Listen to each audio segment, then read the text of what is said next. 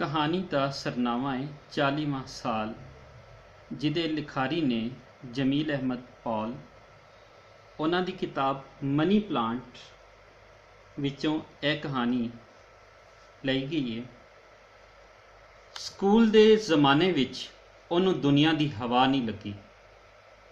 दुनिया की हवा तो कॉलेज जाके भी नहीं सी लगी, पर इन्ना जरूर होया कि वह कदी कदाई खालां दे घर टुर जांदा।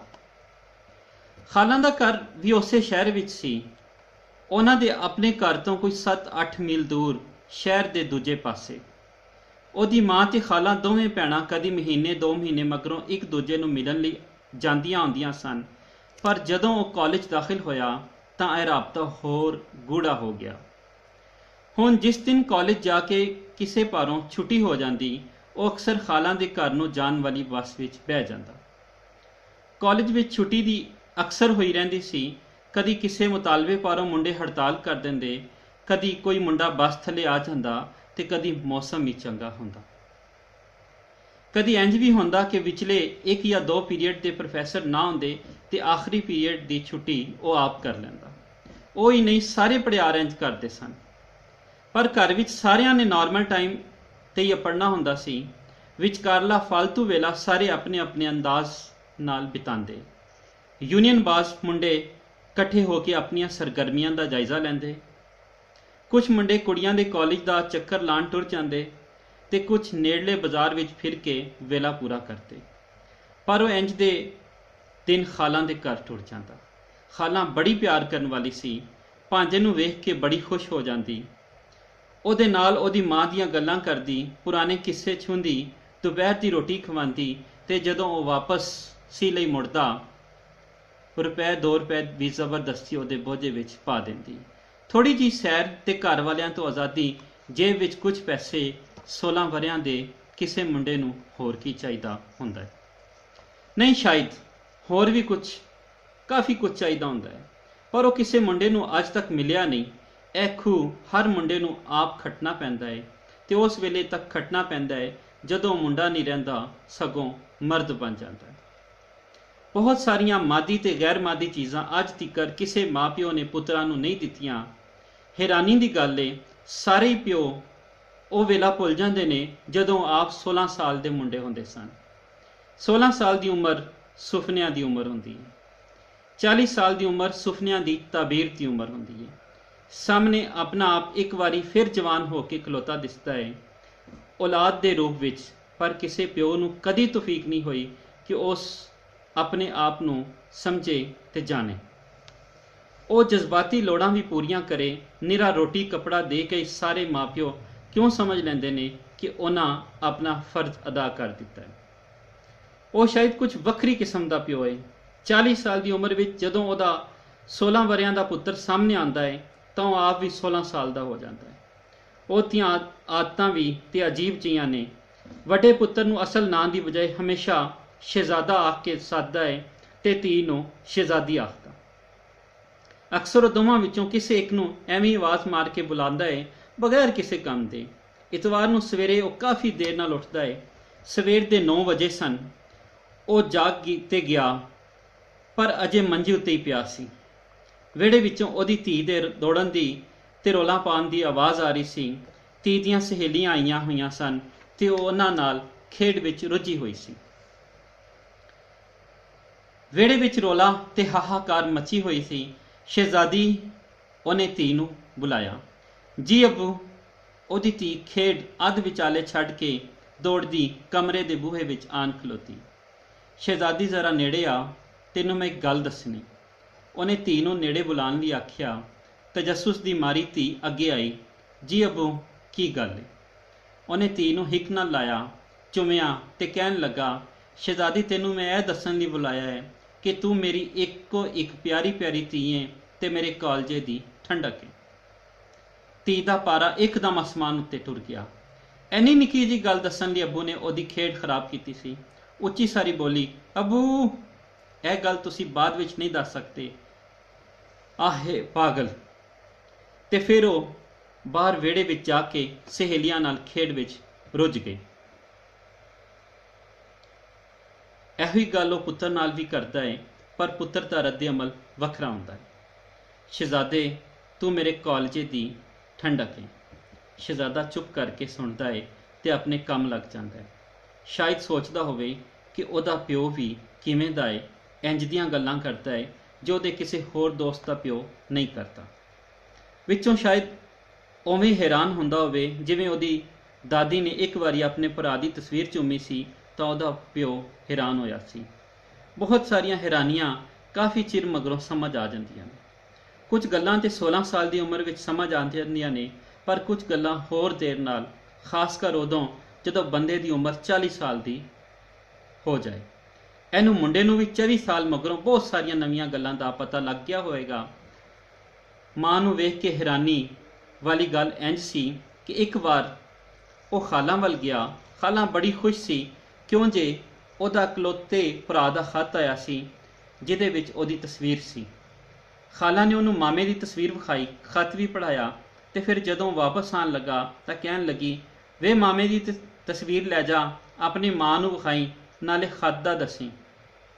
ਤਸਵੀਰ ਸੰਭਾਲ ਕੇ ਲੈ ਕੇ ਜਾਈ, ਖਰਾਬ ਨਾ ਹੋਵੇ ਤੇ ਅਗਲੀ ਵਾਰੀ ਵਾਪਸ ਲੈਂਦਾ ਆਵੀਂ। ਉਹ ਘਰ ਅਪੜਿਆ। ਮਾਂ ਸਿਲਾਈ ਮਸ਼ੀਨ ਉੱਤੇ ਬੈਠੀ ਕੁਝ ਸਿਉਂ ਰਹੀ ਸੀ। ਉਹਦੇ ਦੇਰ ਨਾਲ ਆਵਣ ਪਾਰੋਂ ਮਾਂ ਕੁਝ ਫਿਕਰਮੰਦ ਸੀ ਤੇ ਜਦੋਂ ਉਹਨੇ ਦੱਸਿਆ ਕਿ ਮੈਂ ਖਾਲਾਂ ਵੱਲ ਗਿਆ ਸਾਂ ਤਾਂ ਮਾਂ ਦੀ ਪਰੇਸ਼ਾਨੀ ਗੁੱਸੇ ਦਾ ਰੂਪ ਵਟਾ ਗਈ। ਤੂੰ ਬਗੈਰ ਦੱਸੇ ਕਿਉਂ ਵਾਰਾਗਰਦੀ ਕਰਨ ਤੁਰਨ ਜਾਣਾ ਹੈ? ਮਾਂ ਦਾ ਗੁੱਸਾ ਲਾਹਣ ਦਾ ਇੱਕੋ ਇੱਕ ਤਰੀਕਾ ਸੀ। ਉਹਨੇ ਮਾਂ ਦੀ ਗੱਲ ਨਜ਼ਰਅੰਦਾਜ਼ ਕਰਦਿਆਂ ਬੋਝੇ ਵਿੱਚੋਂ ਮਾਮੇ ਦੀ ਤਸਵੀਰ ਕੱਢੀ ਤੇ ਮਾਂ ਵੱਲ ਵਧਾ ਦਿੱਤੀ। ਖਾਲਾਂ ਨੂੰ ਮਾਮੂ ਜੀ ਦਾ ਖਤ ਆਇਆ ਸੀ, ਨਾਲ ਇਹ ਤਸਵੀਰ ਵੀ ਆਈ। ਮਾਂ ਦਾ ਗੁੱਸਾ ਇੰਜ ਲੱਥ ਗਿਆ ਜਿਵੇਂ ਅੱਗ ਉੱਤੇ ਕਿਸੇ ਨੇ ਪਾਣੀ ਤਰੋਂਕ ਦਿੱਤਾ ਹੋਏ। ਉਂਝ ਹੀ ਮਾਂ ਨੇ ਉਹਦੇ ਕੋਲੋਂ ਤਸਵੀਰ ਫੜ ਲਈ ਤੇ ਫਿਰ ਕਿੰਨਾ ਹੀ ਚਿਰ ਵੇਖਦੀ ਰਹੀ ਤੇ ਅਖੀਰ ਚੁੰਮ ਕੇ ਆਪਣੇ ਕੋਲ ਮੇਜ਼ ਉੱਤੇ ਰੱਖ ਦਿੱਤੀ। ਮਾਂ ਨੂੰ ਤਸਵੀਰ ਚੁੰਮਦਿਆਂ ਵੇਖ ਕੇ ਉਹ ਹੈਰਾਨ ਸੀ। ਉਹਨੇ ਕੋਈ ਗੱਲ ਪੁੱਛੀ, ਮਾਂ ਨੇ ਕੋਈ ਜਵਾਬ ਨਾ ਦਿੱਤਾ। ਉਹਨੇ ਆਪਣਾ ਸਵਾਲ ਦੁਹਰਾਇਆ, ਮਾਂ ਨੇ ਫਿਰ ਕੋਈ ਜਵਾਬ ਨਾ ਦਿੱਤਾ। ਹੈਰਾਨ ਜਿਹਾ ਹੋ ਉਹ ਦੂਜੇ ਕਮਰੇ ਵਿੱਚ ਆ ਗਿਆ। ਉਹਨੇ ਉਦੋਂ ਤਾਂ ਬਸ ਇਸ ਬਾਰੇ ਨਹੀਂ ਸੀ ਸੋਚਿਆ, ਪਰ ਹੁਣ ਸੋਚਦਾ ਹੈ ਤਾਂ ਉਹਨੂੰ ਲੱਗਦਾ ਹੈ ਜਿਵੇਂ ਉਦੋਂ ਮਾਂ ਦੀਆਂ ਅੱਖਾਂ ਵਿੱਚ ਤਾਰੇ ਵੀ ਝਿਲਮਿਲਾ ਰਹੇ ਸਨ। ਭੈਣ ਭਰਾ ਕੋਈ ਇੰਨੇ ਪਿਆਰੇ ਹੁੰਦੇ ਨੇ, ਭਲਾ ਕਿਸੇ ਭੈਣ ਭਰਾ ਦੀ ਤਸਵੀਰ ਨੂੰ ਚੁੰਮਿਆ ਵੀ ਜਾ ਸਕਦਾ ਹੈ? ਉਹ ਤਾਂ ਇਹ ਗੱਲ ਸੋਚ ਵੀ ਨਹੀਂ ਸੀ ਸਕਦਾ ਕਿ ਆਪਣੇ ਭਰਾ ਦੀ ਤਸਵੀਰ ਚੁੰਮੇ। ਉਹਦੇ ਭਰਾ ਤੇ ਜਿਵੇਂ ਵੈਰੀ ਸੀ। ਹਰ ਮਾਮਲੇ ਵਿੱਚ ਰਕੀਬ ਬਣ ਜਾਂਦਾ। ਕਦੀ ਕਲਮ ਨਾ ਹੁੰਦਾ ਤਾਂ ਸਕੂਲ ਦਾ ਕੰਮ ਕਰਨ ਲਈ ਉਹਦਾ ਪੈਨ ਚੁਰਾ ਲੈਂਦਾ, ਕਦੀ ਉਹਦੀ ਕਾਪੀ ਵਿੱਚੋਂ ਵਰਕਾ ਪਾੜ ਕੇ ਹਵਾਈ ਜਹਾਜ਼ ਬਣਾ ਲੈਂਦਾ, ਕਦੀ ਉਹਦੇ ਕਿਸੇ ਅਜ਼ੀਮ ਮਨਸੂਬੇ ਨੂੰ ਮਲੀਆ ਮੇਟ ਕਰਕੇ ਰੱਖ ਦਿੰਦਾ। ਉਹ 7 ਭੈਣ ਭਰਾ ਸਨ, ਸਾਰਿਆਂ ਤੋਂ ਵੱਡਾ ਉਹ ਆਪ। ਦੂਜਾ ਭਰਾ ਉਹਦੇ ਤੋਂ ਕੋਈ 1.5 ਵਰ੍ਹਾ ਨਿੱਕਾ, ਪਰ ਤਕਰੀਬਨ ਹਾਨ। ਇੰਨੇ ਹੀ ਫਰਕ ਨਾਲ ਤੀਜਾ, ਫਿਰ ਭੈਣ, ਫਿਰ ਹੋਰ। ਵੱਡੇ ਤਿੰਨੋਂ ਲਗਭਗ ਇੱਕੋ ਜਿਹੇ ਸਨ, ਉਮਰ ਵੀ ਨੇੜੇ ਤੇੜੇ ਤੇ ਸੋਚਾਂ ਵੀ। ਮਸਲੇ ਵੀ ਇੱਕੋ ਜਿਹੇ। ਖੇਡ ਵੇਲੇ ਉਹ ਤਿੰਨੋਂ ਚੰਗੇ ਪਾਰਟਨਰ ਹੁੰਦੇ, ਪਰ ਵੇਲੇ ਵੇਲੇ ਕੁੱਤਿਆਂ ਵਾਂਗ ਲੜਦੇ। ਰੱਜ ਕੁਸੁੰਨਮੁਖੀ ਹੁੰਦੇ ਤੇ ਫਿਰ ਪਿਓ ਦੀ ਡਾਂਟ ਸੁਣ ਕੇ ਛੇ ਜਾਂਦੇ। ਸੂਰ ਦੇ ਬੱਚਿਓ, ਹਰ ਵੇਲੇ ਕੁੱਤਿਆਂ ਹਾਰ ਲੜਦੇ ਰਹਿੰਦੇ ਹੋ। ਬੱਚਿਆਂ ਨੂੰ ਅਮਨ ਅਮਾਨ ਨਾਲ ਰੱਖਣਾ ਮਾਂ ਦੇ ਵੱਸ ਦੀ ਗੱਲ ਨਹੀਂ ਸੀ। ਇਹ ਕੰਮ ਪਿਓ ਹੀ ਕਰ ਸਕਦਾ ਸੀ। ਲੰਮੇ ਚਿਰ ਮਗਰੋਂ ਅਗਲੇ ਦਿਨ ਉਹਦਾ ਭਰਾ ਗਰਮਾਈ ਛੁੱਟੀਆਂ ਵਿੱਚ ਆਪਣੀ ਬੀਵੀ ਬੱਚੇ ਲੈ ਕੇ ਉਹਦੇ ਵੱਲ ਆਇਆ।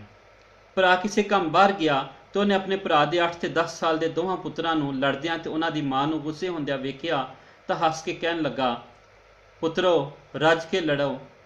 ਤੁਹਾਡਾ ਪਿਓ ਤੇ ਮੈਂ ਵੀ ਕੁੱਤਿਆਂ ਹਾਰ ਲੜਦੇ ਹੁੰਦੇ ਸਾਂ। ਭਰਜਾਈ ਚ ਉਹਦੀ ਚੁਚੇਰ ਵੀ ਇਹ ਸੁਣ ਕੇ ਹੱਸ ਪਈ ਸੀ ਤੇ ਉਹ ਆਪ ਕਿੰਨੀ ਦੇਰ ਤੱਕ ਚੁੱਪ ਚਪੀਤਾ ਬੈਠਾ ਰਿਹਾ। ਬਾਹਰ ਜਾਣਾ ਮਾਮੇ ਦਾ ਸ਼ੌਕ ਵੀ ਸੀ, ਮਜਬੂਰੀ ਵੀ। ਰੋਟੀ ਟੁੱਕਰ ਤਾਂ ਉਹਨੂੰ ਇੱਥੇ ਵੀ ਲੱਭ ਜਾਂਦਾ, ਪਰ ਉਹਦੇ ਕਈ ਮਿੱਤਰਾਂ ਦੇ ਘਰ ਨਵੀਆਂ ਚੀਜ਼ਾਂ ਸਨ ਜਿਹੜੀਆਂ ਉਹਦੇ ਆਪਣੇ ਘਰ ਨਹੀਂ ਸਨ ਹੁੰਦੀਆਂ। ਇਹ ਸਭ ਚੀਜ਼ਾਂ ਬਾਹਰੋਂ ਆਈਆਂ ਸਨ। ਬਾਹਰ ਦੀਆਂ ਚੀਜ਼ਾਂ ਦਾ ਚਾਅ ਉਹਨੂੰ ਵੀ ਬਾਹਰ ਲੈ ਗਿਆ।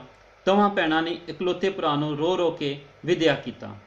ਮਾਂ ਪਿਓ ਦੀਆਂ ਦੁਆਵਾਂ ਵੀ ਮਾਮੇ ਨਾਲ ਸਨ, ਪਰ ਪਹਿਲੇ 4 ਸਾਲ ਖਾਸੀ ਖੁਆਰੀ ਦਾ ਸਾਹਮਣਾ ਕਰਨਾ ਪਿਆ। ਹੁਣ ਜਾ ਕੇ ਮਾਮਾ ਸੈੱਟ ਹੋਇਆ ਸੀ। 2-2 ਸਾਲ ਦੇ ਵਕਫੇ ਨਾਲ 2 ਚੱਕਰ ਲਾ ਗਿਆ ਸੀ।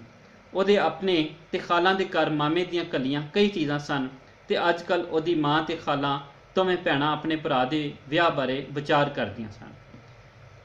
ਬਚਪਨ ਵਿੱਚ ਜਿਹੜਾ ਵੇਲਾ ਕੀੜੀ ਦੀ ਟੋਰ ਟੁਰਦਾ ਏ, ਜਵਾਨੀ ਵਿੱਚ ਪੰਛੀ ਵਾਂਗ ਉਡਾਰੀ ਮਾਰਨ ਲੱਗ ਪੈਂਦਾ ਏ।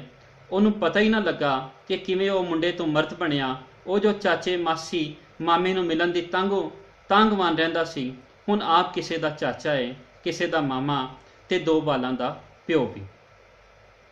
ਉਹਦੇ ਭਾਂਜੇ ਭਤੀਜੇ ਹੁਣ ਉਹਨੂੰ ਮਿਲਣ ਲਈ ਤਾਂਗਵਾਨ ਰਹਿੰਦੇ ਨੇ।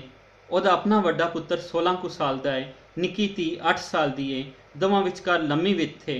ਪੁੱਤਰ ਇਸ ਲਈ ਬਹੁਤਾ ਪਿਆਰਾ ਹੈ ਕਿ ਪਹਿਲਾ ਸੀ, ਨਾਲੇ ਲੰਮੇ ਚਿਰ ਤੱਕ ਕੱਲਾ ਵੀ ਰਿਹਾ। ਧੀ ਇਸ ਲਈ ਬਹੁਤੀ ਪਿਆਰੀ ਹੈ ਕਿ ਨਿੱਕੀ ਹੈ ਤੇ ਸੈਕਸ ਕਾਮੀ।